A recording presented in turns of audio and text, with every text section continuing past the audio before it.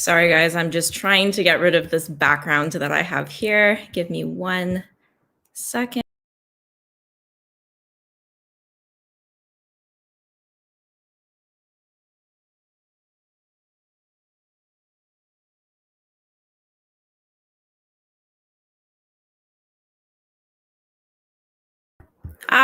There we go.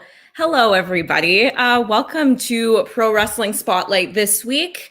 My name is Alex Robertson. As you guys know, I will be hosting the podcast this week and next week. John is off and he has delegated me with the responsibility. And I'm very excited to be joining you guys today. So just before I get started, I did have some late breaking news. I was supposed to have David Marquez on the podcast at about 6:30 today, but he had a family emergency and is unable to join me. So it's going to be me for the entire hour, but I do have a lot for us to discuss today, as it's kind of been a big week in wrestling. So firstly, I hope everyone is doing well. Despite what's going on in the world, I know everything is starting to hopefully get back to normal wherever you are. I know that here we've been, slowly doing the whole vaccine rollout. So everything's going well up here in Quebec. So, I hope everything where you guys are is good as well. Yes, Greg, he has delegated me and it is a good word for it. So yeah, like I said, I do have a lot coming up on the show today. And one thing I'm actually really excited to share with you guys is the interview that I had this week with ODB. And there's very often times where I have to do an interview and it's strictly news based. And I kind of just want to, get down to whatever is coming up on whatever show they're going to appear on. And very often I don't really get to showcase a lot of the other kind of conversation that I have with them, especially with female wrestlers. Because it turns out we do have some stuff in common, despite the fact that I am not an in-ring performer myself. So I'm excited to share a little bit of audio with you about that interview. It was really fun. And as I said, I will be hosting the podcast next weekend as well. And I do have a good interview for you guys already lined up. I don't know if I'll tell you right away who she is, although I think most of you do already know who she is. The one thing I will say, though, is that I think, anyway, if we hadn't had women like her join the wrestling community, I don't know that women would have gotten to where they are today in wrestling. So I'm very excited. I remember the first time I talked to her, we had like an hour-long conversation and it wasn't even about wrestling. It was just about girl stuff before we even got into wrestling. So I'm very, very excited to have her join us. She has been on the podcast before, if that's a hint that may give it away. But as always, I do start off with the news. And of course, because I am the news correspondent for Pro Wrestling Spotlight, I will continue to do it this week as well. So I think the first thing that everybody kind of had on their minds this week, at least at the beginning of the week, I know I did, was this AEW pay-per-view. And, I thought about it over the week, and I usually don't get really, really upset about things in wrestling because I kind of just expect things to happen. But the more and more I actually thought about what happened in that pay-per-view, the more it actually kind of made me angry. And I'd love to hear you guys' thoughts on the pay-per-view and how you thought it went, because I will for sure be giving my thoughts to it as well. But if we look at the card as a whole, we know what the last match was, this whole exploding barbed wire death match for the AEW World Championship. We will get to that. But I didn't think it was a bad card to start off with. I think they kind of loaded it up as expected. There were some matches that I really did enjoy. I really liked the Young Bucks match and the Inner Circle with Chris Jericho and MJF. And I actually really enjoyed the ladder match as well. Even that was what I expected. And that is probably the best thing I'm going to say about it. But like I said, we'll get to that a little bit later on. But again, throughout the hour, I want to hear from you guys. I want to hear about what you guys thought of the pay-per-view, because I know I'm all over Twitter. I'm all over social media. I saw what everybody was saying. So I'd love to hear you guys' thoughts as well.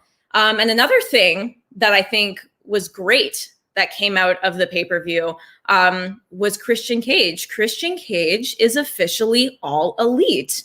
Now, I know last weekend when John and I were kind of going back and forth and asking ourselves who we thought was going to be this big name that was going to be coming to AEW.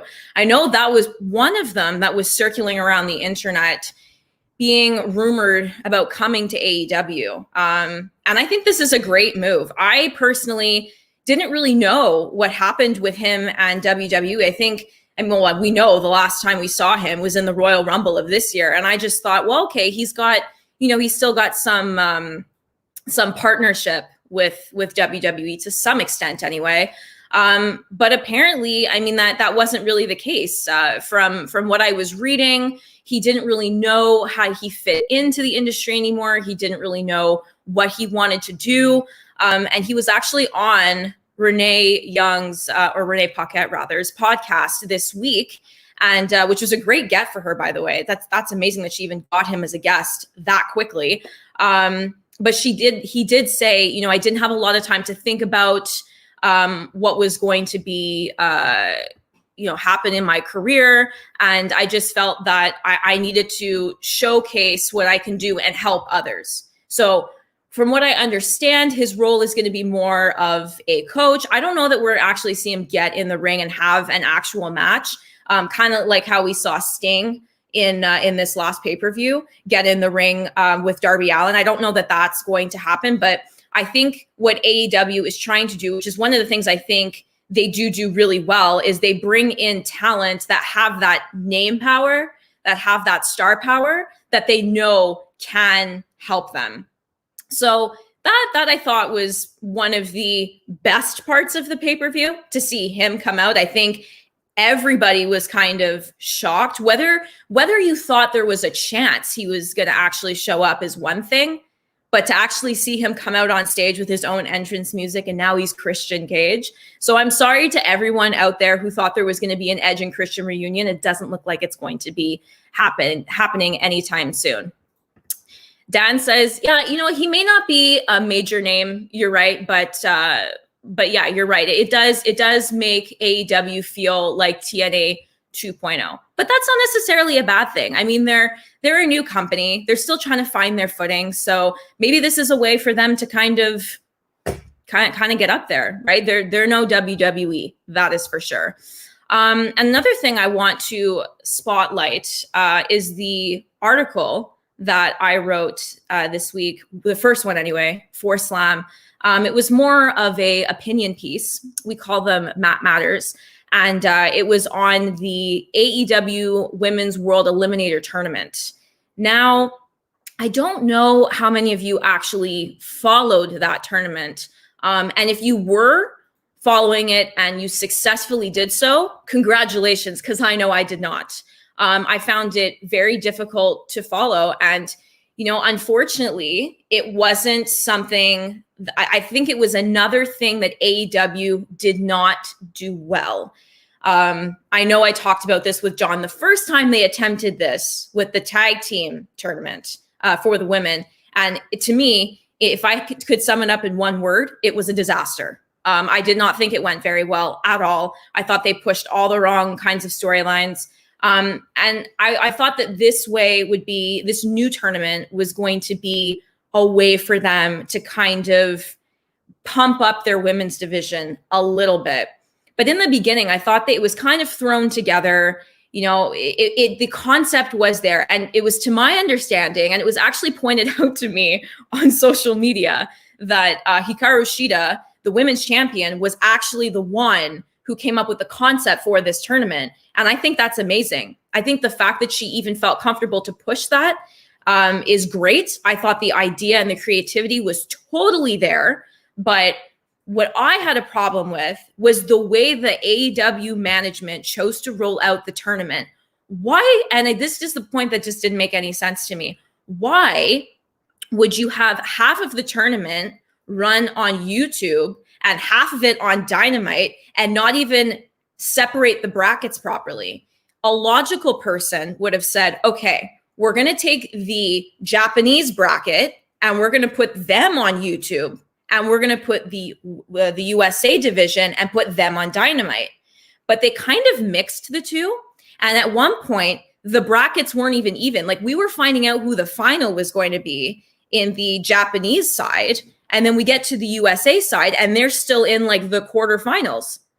That didn't make any sense to me. So, I mean, that was one thing that kind of stood out to me, like, okay, this is a problem. This is kind of something that they threw together because they thought, well, we got to do something for the women. That's how it felt to me anyway. It was, in terms of talent, I thought that it was incredible. I know every time I talk about the Japanese women's wrestling, especially on the chat, I see people all the time saying, they bring such another level of energy and another level of character to the AEW women's division. And I think it is an awesome partnership that they have. I think it's something that they should continue. And I think that once this global pandemic starts to die down a little bit and, they're able to travel back and forth more, I think we'll see more of it. And maybe we'll see more of them enter the men's division as well. Because I thought, between all of their characters and even the moves, they're such high flyers. And, these women who, some of them, like Emi Sakura, who have been in the industry for like basically as long as I've been alive. And then you've got women who are 19 years old who are like killing it in the game over there. And it's just so much fun to watch. But I think it was just, they did such a disservice to the women to have to put them through all of this and pre-tape all of these matches, put them on YouTube, and then kind of mix it with the USA side. I didn't think that made any sense at all. Another thing that I was, very much disappointed in was the fact that they chose not to push certain talent on the US side.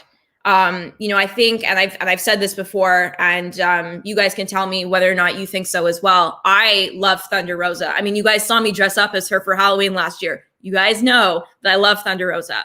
But besides that, I think that she could be a strong leader in the women's division. And I just don't feel like they're pushing her enough. They're kind of, they're giving her these matches, and they had this feud going with her with Britt Baker. And I think that's still kind of continuing a little bit. But they're not giving her the spotlight that she deserves, and she made it into the tournament. She made it up until the semifinals, where she went up against Nyla Rose, who already had the title at one point, as everyone knows. And I felt like it was just kind of a slap in the face to have her not advance, at least, to the finals. I thought that would have been a much better final than what we had. Then of course we get to the pay-per-view from last weekend, and I truly enjoyed watching each individual performer on their own. And I think Hikaru Shida is an amazing champion, right? I think she is a leader, and she has become a leader in that division. So it makes sense that she's a title holder. However, I thought the match was really sloppy. I don't know. I don't know what it was. I don't know if there was just, a lot of pressure on both of them. I don't really know, but I found it was kind of slow. And the one thing that kind of pulled it all together for me is that I don't know if anybody else noticed this, but at the beginning of the match, they said it was going to be a 60-minute match. 60 minutes. I do this podcast for 60 minutes. And I think it can drag on sometimes, right? Like, you always think that if you're not going to talk enough or whatever, getting into a ring and physically wrestling somebody else for 60 minutes, man or woman, that's tough. That's hard. And I thought, that's something that's going to be challenging for both of them, because I don't know that either of them have done that before. And I was disappointed to see, if you look at the timestamps, it was only a 15-minute match. They only spent a quarter of the time that they had in the ring together. That has to say something. I don't know whose I guess decision that was to kind of do that. I don't know if it was on the talent's part. I don't know if the ref was not feeling the match, and maybe Tony thought, oh, this is dragging on a little bit more. But the fact that the match was only 15 minutes and it had a 60-minute time limit, that says a lot. You know, I was expecting more action. I was expecting the punches to look harder. I was expecting the slams, the clotheslines, anything you could think of. I thought it was going to be a match to watch, and it just wasn't. And it wasn't believable to me that Hikaru Shida was going to lose the belt. It wasn't believable to me. So I think that too, I think there's an element of believability that needs to be in these matches. And I think that kind of just fell flat.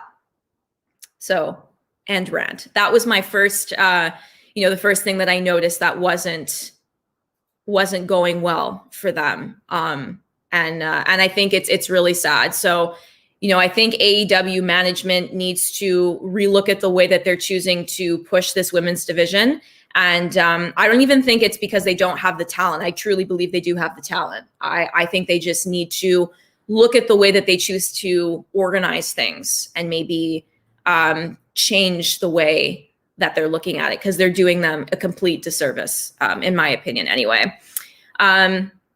So that was one of the things. I will get to the second part of that a little bit later on, but I want to switch gears to something else that happened this week in the WWE. So this week we found out that Triple H was going to be making two really big announcements within NXT. And immediately I thought it was, we're switching to Tuesday nights because we can't compete with AEW. Well, that wasn't necessarily the case. Although they did add tag team championships for the women. And I think that's a huge step. Anytime that there is a championship that's added to a brand, I think that's a good sign. I mean, yes, they haven't been doing well in ratings. And they haven't really seemed to beat AEW too many times. If I can remember, the one time that offhand that they did actually beat AEW was when they did their Halloween Havoc match or show rather this past Halloween in 2020. So I think the fact that they're adding these titles says a lot. And I think that there is opportunity there to cross over with the Raw and SmackDown women as well. So I think that's nice to see. We like to be critical about what we see in the ring and with all of these different companies, but I think that is something that is good. That's a good sign to me anyway. So good for them. We'll see what kind of storylines come out of that anyway, but good news on their front. And another thing that I noticed this week, and I was kind of monitoring it because, with everything that I said was going on in the world, right? We're still going through this pandemic. It's not over. The fight is not over. But we heard that WrestleMania will be happening this year, as it did last year. But there's tickets being sold for the event. So the tickets are being sold on Ticketmaster, and they went on sale on Tuesday. And they are actually selling the tickets in a package as well. So to me, I mean, I don't know how you guys feel. I guess the way that I look at it, I would not go to a WrestleMania event just yet. I don't know that I would feel comfortable going into a stadium right now at this point anyway. But I think some people, there has to be a market for it. I think they're going to try it anyway. But let me guys know, would you feel comfortable going to a WrestleMania this year? Is this something that will maybe bring a little bit more normalcy to your life? Or did you not like the way that they did the WrestleMania last year? Because it was very different. They did it at the Performance Center, and they had a lot of matches that were kind of outside the box. We saw that with AJ Styles and The Undertaker was the graveyard match. we saw Randy Orton and Edge have that insane match where they kind of went in literally every crevice of the Performance Center, throwing things at each other, jumping off of buses. So you guys let me know what you think. But in case you want to go to WrestleMania, tickets are on sale. Yeah, I have the first shot. No way I would go unless you have both shots. Absolutely. I would say the same thing. I totally agree with you, David. If I didn't have both shots of the vaccine, or at least one, because of, Johnson & Johnson does have the one-shot vaccine, I don't know that I would feel comfortable going to a big event like that anyway. Now, I don't know that it's going to be full capacity. They may have a way of separating people in the different levels. So I don't know. We'll see. They literally just announced it this week. So we'll see what happens there. And speaking of WrestleMania week, everyone knows that during the WrestleMania week, we do have the WWE Hall of Fame. And actually, I've just been going through some of the old Hall of Fames and watching some of the past shows and seeing all of the men and women get inducted to the Hall of Fame. And they're kind of fun to watch, especially during a pandemic when there isn't really that much to do. But anyway, so they're going to be doing it this year. It's going to be on April 6th. And what they're doing is they're going to have the inductees from 2020 and 2021, and they're going to do one show together because, as we know, last year we didn't see the show because everything got shut down. So there was no ceremony for the 2020 inductees. So it's going to be nice to see, both of them come together. I mean, could there really be anything better? You're going to have more legends on the stage than you would in any other class. To me, that just makes more sense, and it's better anyway. I know that I'm very excited to see the Bella Twins get inducted because, as you guys know, that's kind of how I came into wrestling, right? They're kind of the first ones that I saw, and they were supposed to be inducted last year. So I'm very excited to see the Twins get inducted on April 6th. 2013 with Bruno was the best. That was actually the first one. I just finished that one. I just finished watching that one, and I was sitting here with my boyfriend and we were watching it, and we couldn't believe how much of a brilliant speaker that man is. He and his story that he had about coming over from Italy and basically being on death row and coming out of it. It was quite incredible. So yes, I very much agree with that. And this year we don't know exactly who's going to be in the class of 2021. However, we did get an announcement this week of the first inductee, and it's a female wrestler. Molly Holly is the first inductee of the 2021 class of the WWE Hall of Fame, which is very cool. And if anybody watches The Bump on the WWE network, it was actually announced there. They had her on the show, and one of their hosts got to tell her. And the way that he got to tell her, he was super emotional about telling her that she was getting inducted. And I think it was because he was a huge fan of hers. And she was like totally surprised and totally, oh my God, that's amazing. And completely humble about it. But I always like seeing that, especially if they give somebody the opportunity to tell their childhood hero, right? Or the superstars that they grew up watching, like, hey, you're going to be inducted into the Hall of Fame. Like that's awesome. Like there could be no feeling better than that. And I'm completely happy to see somebody like Molly Holly get inducted to the Hall of Fame. She is probably, if I think back to, the days of Trish Stratus and Lita and even some of the wrestlers that came before that, she was one of them that really paved the way for the women that came after her. And to the women that we have today. So congratulations to Molly Holly for being the first inductee into the 2021 Hall of Fame. So I'm very much looking forward to that as well. Let's see what else we got here. Oh yes, of course we heard this week that John Arezzi is going to be back as the lead WWE Talent Relations Department, which I don't know if there was a reason for the change. I don't know if that means, we're going to start to see more changes. Are we going to start to see more hires? I don't know. Maybe that's just wishful thinking on my end. But who knows, right? I've always liked John Laurinaitis. He wasn't, in the ring a lot when I started watching wrestling because he was injured. And actually, I think I saw more of John Laurinaitis in Total Divas and Total Bellas more than I actually ever saw him in the ring. And there's no shame. I'm going to admit that. I am not shameful in admitting that. But from what I understand from everything that I've read about him, he does a solid job. So he's doing a solid job. I don't really see why not, right? And now I'm going to get to something that is a little bit closer to today. People power, that's right. That's all right. I forgot about that. So today, there's actually a pay-per-view on today. And I know, sometimes when I talk about them, I know you guys don't always watch them. And I know that you think that maybe they're on a downward spiral, but I still have love for Impact. I love watching them.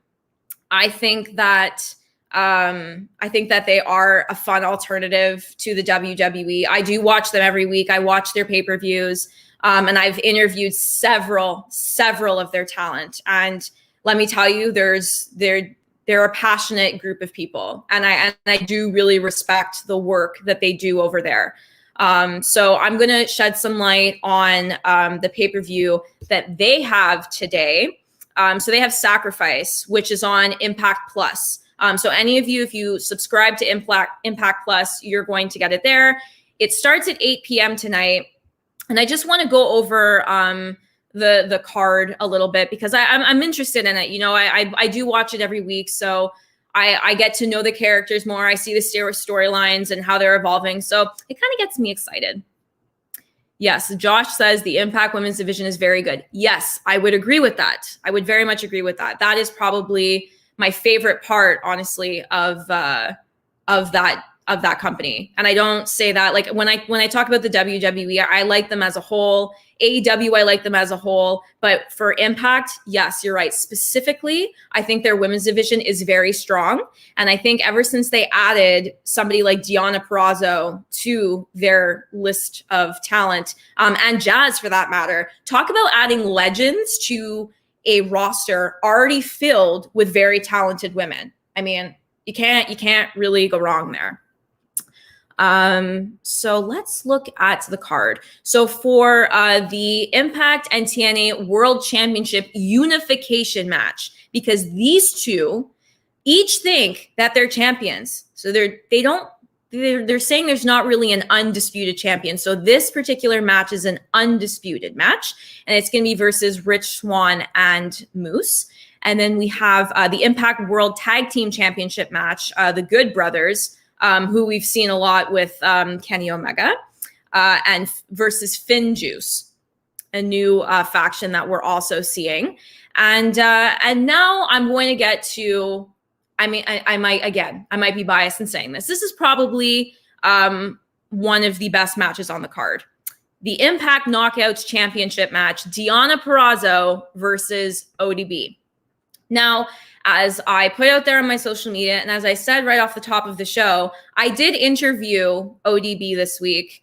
And man, what an amazing woman she is. She is probably very different from the any other woman that I've interviewed ever. And if anybody has ever listened to a podcast with her, you know that she's very different.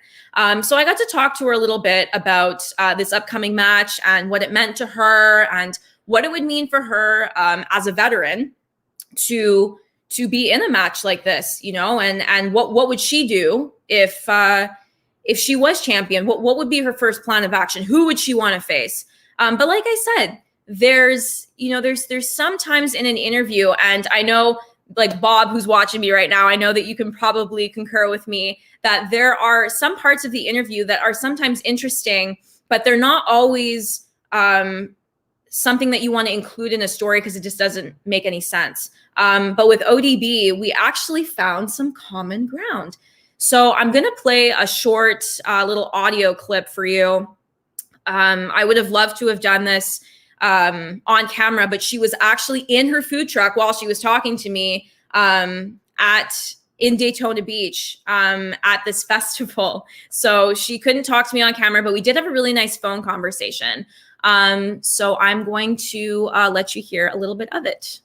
You know, I really wanted to be a wrestler, and I was trying out for the very first Tough Enough back in 2000. And he's like, you need a cool name where, you know, eventually everyone can chant it. And, you know, Jesse, you know, is not going to cut it. And he was like, one dirty bitch. And I'm like, yeah, ODB. And it just stuck from, like, my very first day.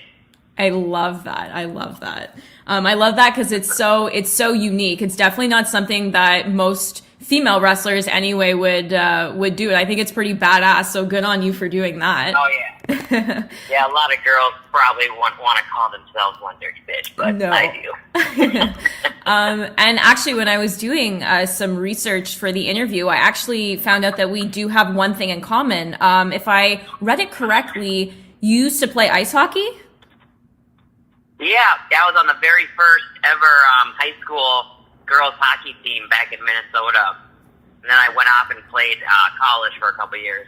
That's awesome. I was actually... Did you play? Yeah, I played for about 8 years, and then I coached at a competitive level for about 8 years. So yeah, very long history with ice hockey. Yeah. Oh, that's awesome. Yeah, I was a goalie for a while, and then obviously I went to college and partied a little too hard.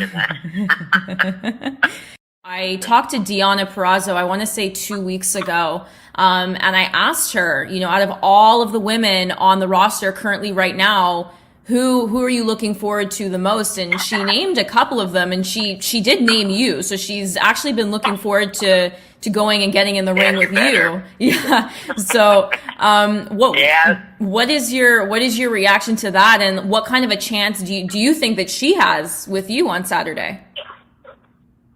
She's good. She kind of because we're so different in styles. I'm really excited to get in the ring with her at Sacrifice. Like, she's just way different than me, so she will bring something out of me that, you know, a lot, like, it's like wrestling Gail Kim. When I wrestled Gail Kim, she brought out a side that you normally didn't see from me. You know, because I'm not a technical wrestler. I'm more of a brawler, you know, character. But when I wrestle someone like Deonna, like, she's going to bring something out of me that, you know, I'm excited to see. I'm excited for the fans to see our match. Definitely. And our chemistry together. Definitely. And I mean, this week on this week's episode of Impact, we saw you had a match, and, you know, all of a sudden at the end of the match, she and her little posse come in and try and take over. Yeah. So do you think that's going to be a factor on Saturday? I hope not. I'm going to lock those bitches up. I'm hoping they don't allow all them out there. But if they do, it's got to be, you know, I think it's time to put the flask away and kind of be, you know, 100% in the ring there. So I need to focus, and if the other chicks are out there, I got to, you know, be ready for them. Definitely. And staying on theme with being in the ring, we know that you also appeared on the AEW card in 2019 for All Out, and we now know that AEW and Impact have this partnership on the men's side, at least.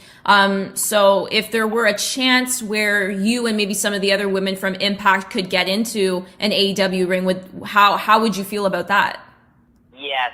Actually, I would love to have my food truck invade AEW. That sounds like an awesome storyline. Yeah, that is my dream to have. I mean, it's like Stone Cold, you know, and Kurt Angle driving in with the milk truck, the beer truck, and like, I want the meat truck to drive right into that bitch. I love that. I love that. All right, guys. So as you can see, she's quite a personality. And I think anybody who has followed her and followed her career from the TNA days, you know, like she's straight up, right? I mean, I'm going to apologize for her, you know, her swearing and whatnot, but I don't think she would have quite been herself if she wasn't. So yeah, that was a little bit of my conversation with her, and some of those things obviously didn't make my article because ice hockey and wrestling don't always go together. But that's something that you guys didn't really know about me. At least I don't think. I did play ice hockey for a number of years before I even thought about watching wrestling. It was my passion before I ever got into this business. And I thought it was very interesting that that she also was a hockey player as well. So I thought, you know, I would include that in there. And I did know what her name meant. Everyone knows what ODB means, but I wanted to hear her say it. I wanted to hear the explanation and where it came from. And I think she did it justice. So I'm very pleased. And it was a short interview because, like I said, she was in Daytona Beach at a biker convention of some kind. And it was one of the biggest weeks for her. So I couldn't have her on camera, or else I totally would have done so for you guys, because I think it would have been a stellar interview. But nonetheless, there is tons more that you can read. Head over to slamwrestling.net. It's right there on the homepage. You can read all about her thoughts on the women's division and much more about her career and how she got in there. And one thing that she actually did not talk about was the fact that Al Snow, who we know from the WWF and WWE days, was actually very instrumental in starting her career. She did apply for Tough Enough. She didn't make it all the way, but he vowed to help her out. He vowed to help her out in her career and get her started, because I think he really saw something in her, and clearly he was right. But yeah, so it was a very, very, very interesting conversation. There are some wrestling hockey tie-ins. Yeah, that's definitely true, Greg. That's definitely true. I didn't think the whole hockey tie-in, I didn't want to put it in there because I actually kind of wanted to leave, you know, it for you guys. There's some things that are better said than written. So I wanted to leave that in there for you guys to hear. So like I said, it was a very interesting conversation. And thank you so much to Impact for setting that up. I know she had a crazy schedule. So very, very excited that we got to do that. So I'm hoping you guys enjoyed that. Dan, I want to put this out there. Alex, if you decide to become a wrestler, will you now copy the, maybe, who knows? Maybe I will get into the ring one day, full shoulder pads, pants, minus the skates, because I don't think I could run into the ring with skates on. I think that's kind of a hazard, but definitely, I mean, why not, right? I am Canadian anyway. So yeah, so that was one of the matches that's on the card. And like she alluded to in there, there isn't an Impact Knockouts Tag Team Championship match, Fire and Faleva versus Jordan Grace and Jazz. So of course, Jordan Grace and Jazz are kind of partnered up with ODB right now. So I'm thinking it would be awesome if both titles changed hands and we saw this new faction come into play, and then my mind goes to all of these creative storylines that could happen there. But who knows, right? Who knows? So that is pretty much the I guess standout matches that I would say from that card. So again, if you guys have Impact Plus, I really encourage you to go and check that out. So now I want to move on to some things that I wanted to mention about the AEW pay-per-view that I was talking about earlier. And I know that you guys are definitely going to have an opinion on this because I'm pretty sure everyone in the world did. So this exploding barbed wire match, and please, I will be disappointed if somebody doesn't tell me what they thought. But here's where it got a little haywire for me. When I think exploding barbed wire match, I think, you know, the fire matches. I think of the Inferno ring matches that I saw with Kane in the WWE. That was actually what started my love for wrestling's history, because and I know my editor is listening to this and he can probably attest to it. I read a book. I did a book review about the many, many years of SmackDown. And I opened this book and there was a ring that was on fire. And I thought, this is crazy. I've never seen this before. And of course, I looked it up on YouTube and I thought it was the greatest thing it was one of my favorite matches. And it probably still is one of my favorite matches. So when I think of that, I think that's something that they need to be hyping up. If they're saying this is going to be a match that everyone needs to watch, that's what I think of. I think of matches like that. So of course I was really excited to see this exploding barbed wire match. And the thing that got me was that at the end of the match, there was going to be this countdown and we were going to see the ring basically explode, if that's what they were alluding to. So that is something that is hard to achieve on its own. I wasn't expecting, the whole ring to get blown up because there are people ringside and we don't want to be, killing people off. So, or anybody in the ring for that matter. So of course I'm watching this match and I know that there's barbed wire that's around the ring and, they're going back and forth and little sparks going off, but I'm waiting for this big explosion between Kenny Omega and Jon Moxley, right?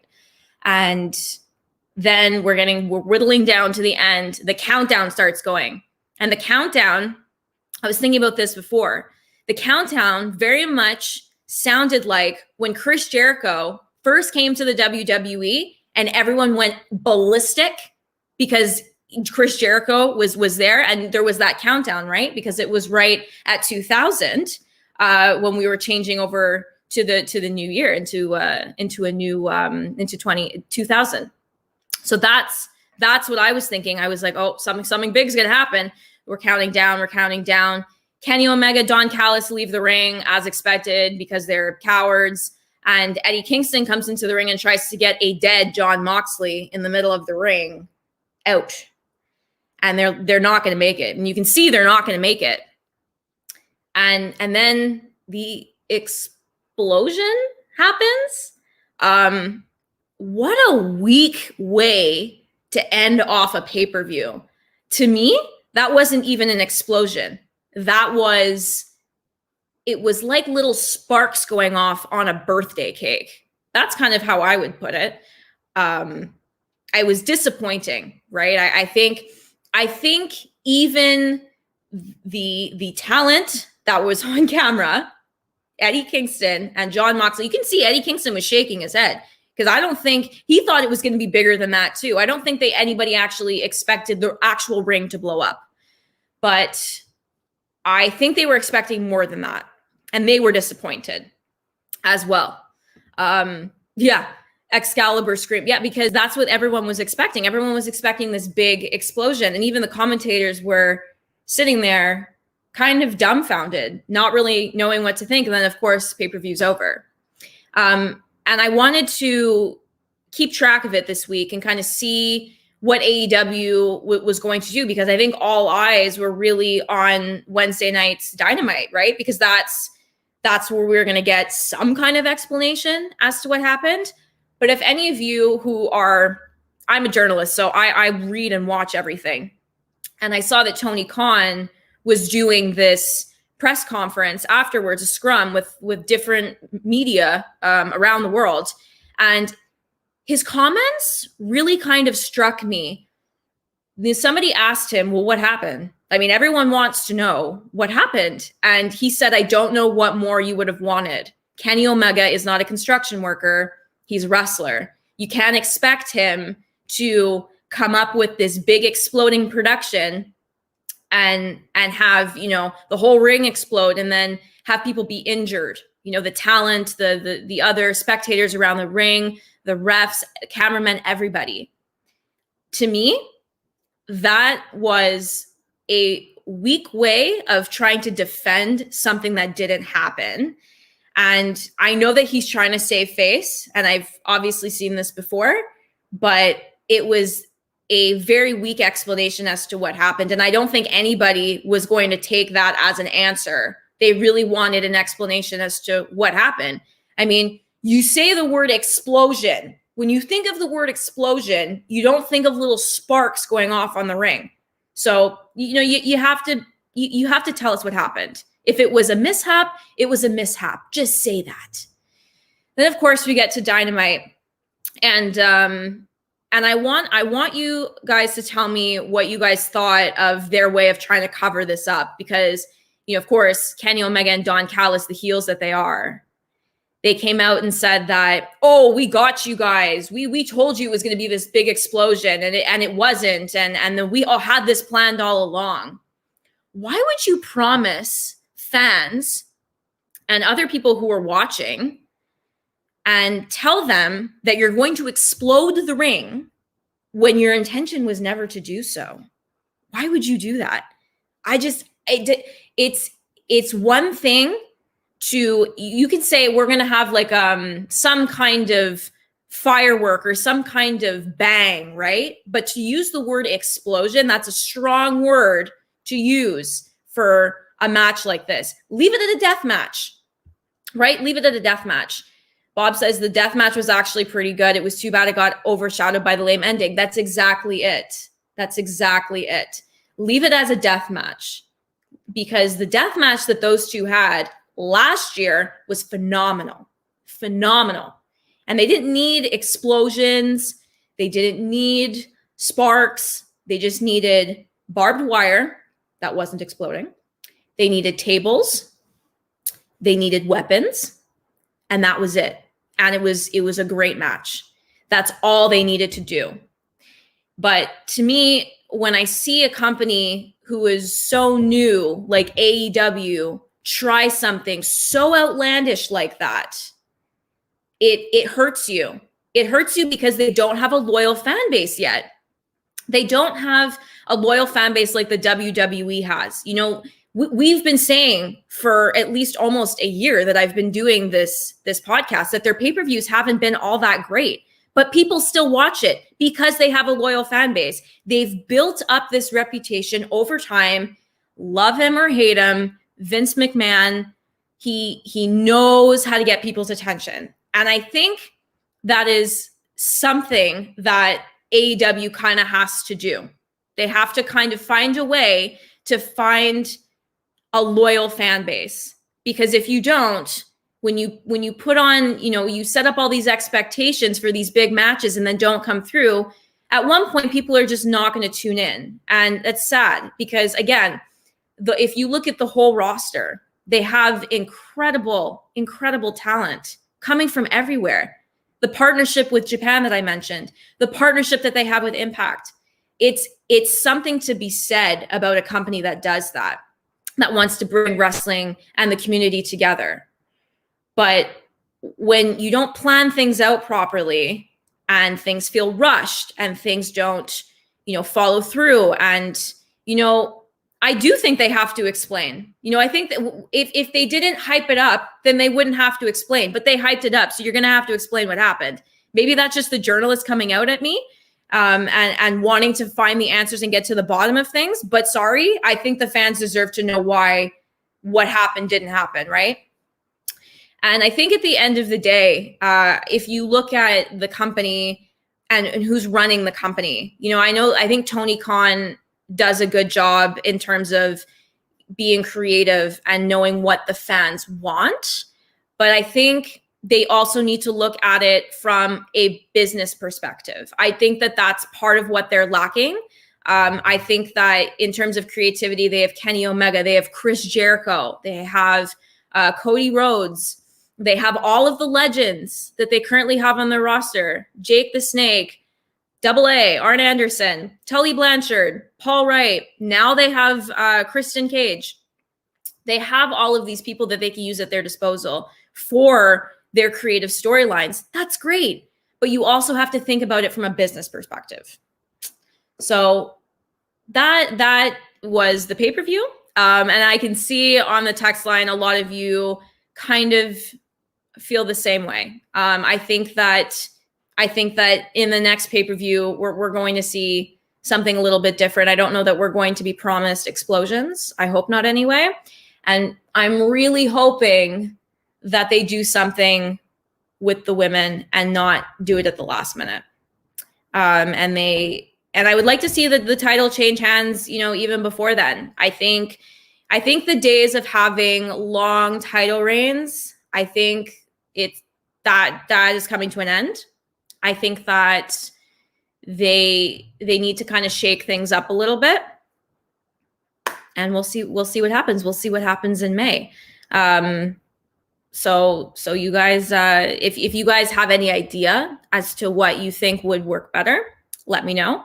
But I will still watch AEW. I'm still rooting for them. I still think that they do put on good dynamites. I think the fact that they do have only 4 pay-per-views a year really works to their advantage. So we'll see what kind of a year that they have, right? And one thing that, kind of switching gears a little bit, one thing that I told you that I would watch out for is the this whole Peacock and WWE partnership. When they first announced it, we thought it was going to be cool, right? I mean, it's a big partnership. There's a lot of money involved in there. And I think it was a smart business decision for Vince to team up with Peacock. And I looked into it a little bit, and it's a big platform. And I think the main questions that a lot of people had, I know that I had, was how is it going to affect my subscription? Now, the WWE in Canada and WWE in the States, in terms of the network when you watch it on TV or off of your computer, from what I understand, it's very different. So I was looking at it for my own perspective in Canada. I didn't see anything that is going to, it didn't answer any of my questions. But I know for a lot of people who do live in the States, I know that there's a lot of questions as to what's going to happen with the subscription. And I think what everybody really thought was going to happen was that everything was just going to migrate over, and that, you wouldn't have to do anything, and that everything would just flow over, and like now you would have a Peacock subscription. But the problem with that is that Peacock is not just with the WWE. They do have other things on that platform. So it didn't really make any sense to me that it would kind of just migrate over. So when I looked into it, what actually is going to happen is that current network subscribers are going to have to cancel their WWE accounts and then purchase a monthly Peacock subscription. So in order for you to get the WWE content, you're going to have to get the premium subscription. So I'm guessing that means that, there's a standard one, and you get, different kinds of content there. And then there's a premium, which means you're going to get more. So you're going to have to subscribe to that in order to start watching the stuff on the WWE network. And if any of you are planning on watching WrestleMania, which I hope all of you are, you're going to have to do it sooner rather than later, because that is the sole place where we're going to be able to watch WrestleMania. So you're going to have to do that sooner rather than later. I actually have the different kinds of accounts that are here. So when you say premium, it's actually not that expensive. It's only $5.99. So really, it's not that expensive if you just want to watch the WWE network. So I would say that's probably your best bet. Everything else, they have a premium plus, which is $10. So if you want more content there, then I guess you would go for that. But I thought I would just give you guys a little bit of an update because they haven't really said like this is what's going to be happening. I know this week on Raw, they were kind of promoting the fact that WrestleMania and the Hall of Fame will be on Peacock, but I mean, they didn't really say, for all of you subscribers out there, this is how it's going to work. But that's eventually what's going to happen. So you're going to have to get this premium account in order for you to watch the big show in April. And we have a few minutes left here. So there was one thing that I saw this week that I thought was also interesting for the wrestling industry as a whole. And it affects all of the companies. And it came out of Variety, actually.